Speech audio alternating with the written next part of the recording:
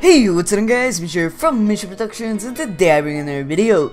In this video, we'll be talking about some Ironsight. So it's going to be the HQ report from Ironsight. So we're going to be talking about different things like monetization, the community, and the competitive scene, servers and netcode, upcoming fixes in the next 2 patches, esports for Ironsight, and geographical coverage, publishing strategy, fighting cheaters, upcoming content too. So yeah, let's get right into it with monetization. So Untitled sent out a survey about monetization and asked people what they think about the shop. So 30.2% of people say that I want to buy it directly, that they just want to buy items directly. 6.2% of people said not enough items. 21.9% of people said I'm a free player.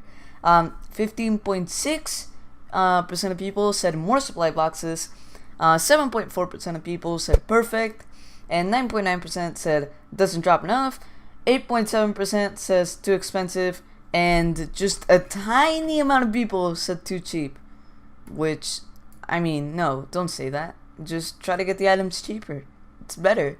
You say too expensive, they make the items cheaper, and I mean, even if you're so rich, I think you'll know how to manage money, and you don't want to spend a bunch of money on a game if you can spend less by pressing too expensive. Okay, now we're going to move on. So there's not much to mention about this. The game will remain entirely free to play, and Ironsight strongly believes in having an outstanding game, enjoyable by all kinds of players. Funny they say that because Ironsight is not on console yet.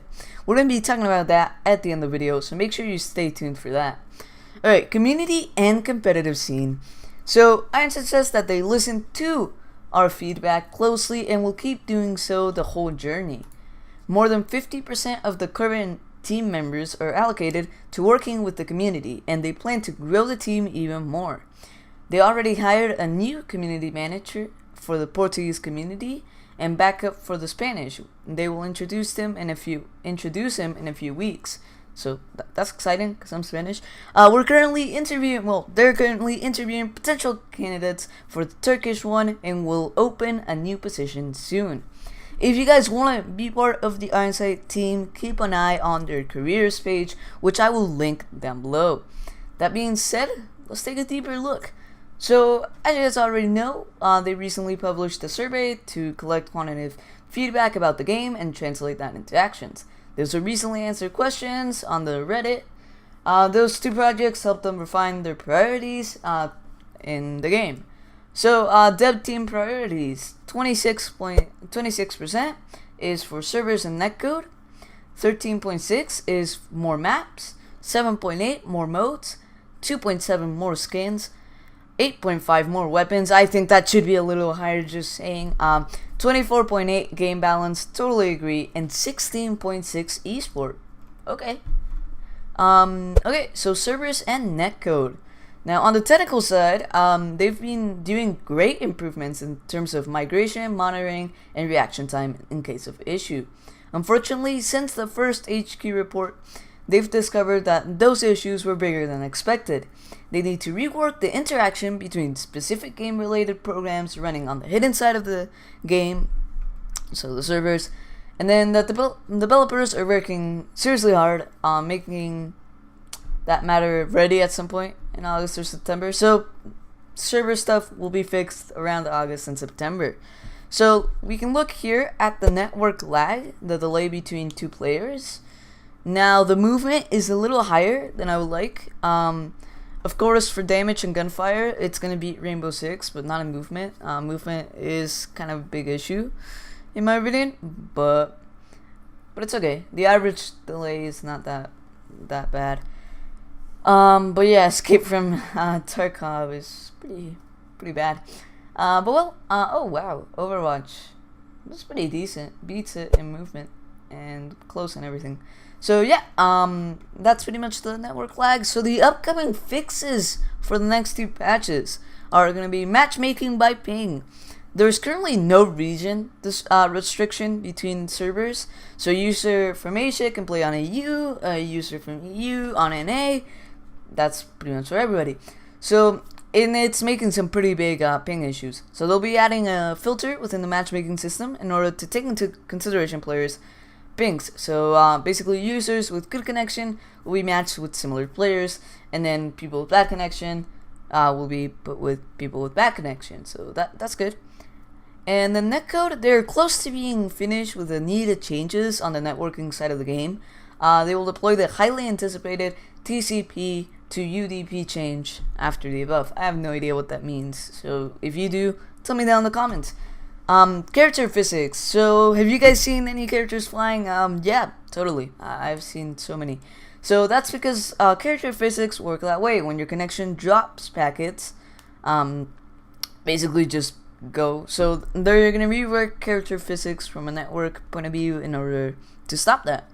So then, if you have a very high ping, they're just gonna block it, and you're not gonna be put with anybody until your ping is back to a playable level. Game balance. So wait, let me just see. Okay, so they're gonna balance guns in every single content patch. I don't think that's needed because right now I think every gun is very well balanced. But they say that balance is a priority for them, and if they think that that's how they need to take the game, I'm totally fine with that. The next step for balancing will be to nerf the sniper rifles, which I don't know why. But with the next content patch, that will happen. And then they say, don't worry though, we do not intend to make them useless. Okay, so there's also more changes to Area 57, of course. Okay, so Esports Survey. Now, 8.1% of people said, yes, let's do it. So, for the question was, should we start organizing competitions? So, 8.1% of people said, yes, let's do it. 13.3% said, why not? OBS mode is here. 33.2% said, maybe, small scale first. I agree with that. And then 31.7% said, no, fix tech issues first. Okay, that's reasonable. 5.2% said, crucial features missing. And then 8.5 said should be balanced first. So most people are saying that, well, actually no, not most people. Well, most people are saying yes, let's do it. Some people are saying no. Okay. So then they say that they cannot get into esports yet, as they need to achieve many things before. What they can tell is that, they put the spectator mode, and then they're going to support some external organizations with their tournaments very soon, with both exposure and rewards. So yeah, geographical coverage. So South American server, they're working on setting up the servers in Sao Paulo, and they expect this to happen sometime in August.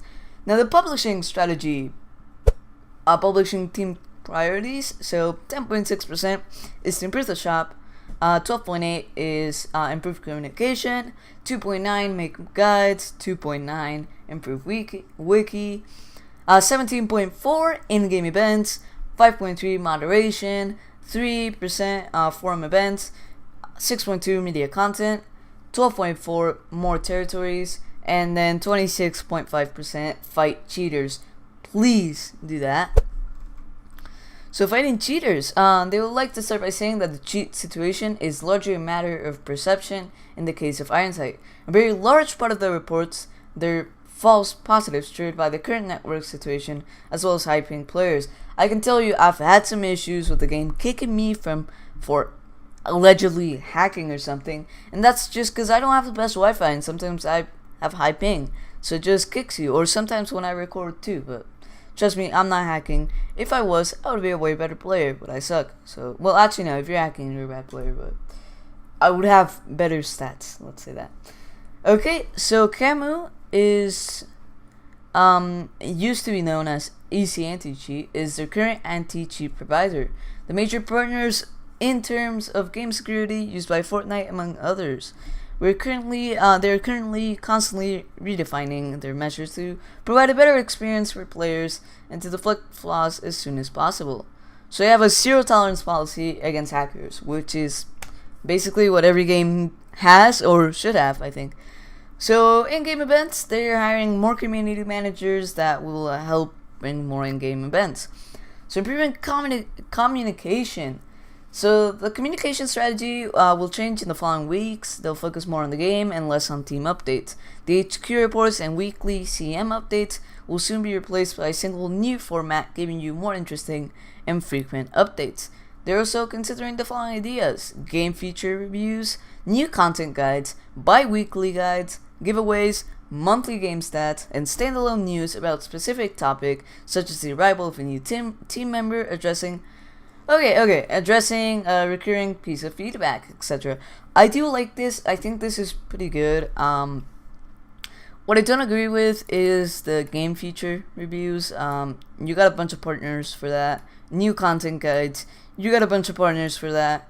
Bi-weekly highlights, okay. Giveaways, I'll take that. Monthly game stats, I'll take that. And then the last one, I will gladly take that. So upcoming content, this is the most exciting part for Ironsight. So they're currently reworking the UI of the game. So it looks so good. Like one time there was a glitch in the partners area. They said it and the menus looked black, and I said, I actually like these menus better. And in my review, I said that the white menus kind of looked dull. They didn't really look that good in my opinion. But look at this now. It looks absolutely amazing. So, I mean, it's really nice. Nice job. I like this. And, wow, that's a lot of chips. That's a lot of chips. Okay, now there's a new map. Yes, a new map. So with the next update, we will get also get a new and much anticipated map and mode. Oh, I know what the new mode is. This has to be free for all. So oh no, it's gonna be between August and September that this update comes here. But the new map is called Cruise. I really like this map. It has some really nice colors. Okay, you know what? When I play on this map, I'm gonna color grade it a little bit because it already looks really good in colors, right? But since it looks so good in colors, if you color grade it plus that, it's gonna look so good. So yeah, that's pretty much it. Wait, no, I'll be talking about the console port. So, a big thing for consoles is that compared to PC, just like for example, what Ironsight has right now, their own launcher, they don't have to go through much. They do their update, they test it themselves, and they send it out, right? But if you want to put it on, let's say, Xbox and PlayStation, not only do you have to get a large player base there, especially on PlayStation, because they're against crossplay, so you'll have to get a big audience. But they also have to test it themselves. Sony and Microsoft would like to test it themselves. Now, yes, this would hugely expand Ironsight, but it wouldn't make Ironsight that much money either, because all the purchases, Microsoft and Sony will take a small amount, like a 10% of the actual purchase. So Ironsight wouldn't be losing money, they'll just be gaining less from it. So right now, I think the best thing they can do is get Ironsight on Steam. That's the best thing they can do right now. So yeah, that's gonna be it for today's video. If you did enjoy, make sure to leave a like down below and subscribe to the channel. But anyways guys, it's me, Mishu here, and I'll see you on the next one. Goodbye.